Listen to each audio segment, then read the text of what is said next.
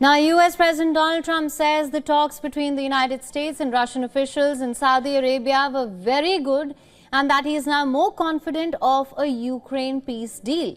While answering reporters' questions at his Mar-a-Lago residence in Florida, Trump lashed out at Ukrainian President Zelensky and in fact blamed him for Russia's invasion of Ukraine.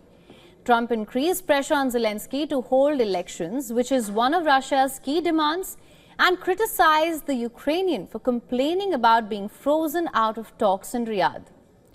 Trump's statement came after Zelensky criticized US-Russia talks for excluding Ukraine, saying efforts to end the war must be fair and should involve European countries, while postponing his trip to Saudi Arabia. The whole civilization has changed because of what. So when they're worried about not being seated, you mean somebody that should have gone in and made a deal a long time ago, you could have made a deal. This is one that could have made a deal. There was no talk of this during the Trump administration. Putin would have never, ever done it. The US president also suggested that he could meet Russian President Vladimir Putin before the end of the month as US overhauls its stance towards Russia in a shift that has alarmed Europe.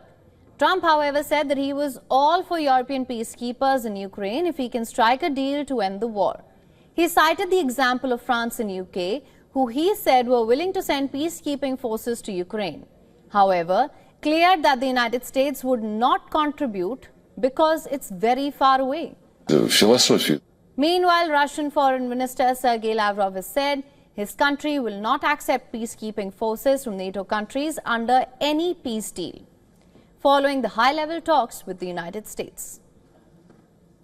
We explained to our colleagues today that President Putin has repeatedly emphasized that NATO expansion, the takeover of Ukraine by the North Atlantic Alliance, is a direct threat to the interests of the Russian Federation, a direct threat to our sovereignty.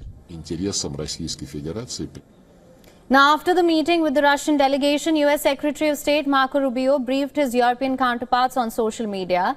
Top European Union diplomat Kaja Kallas said that they told Rubio that US should not walk into traps set by Russia, alleging that Moscow aims to divide the West.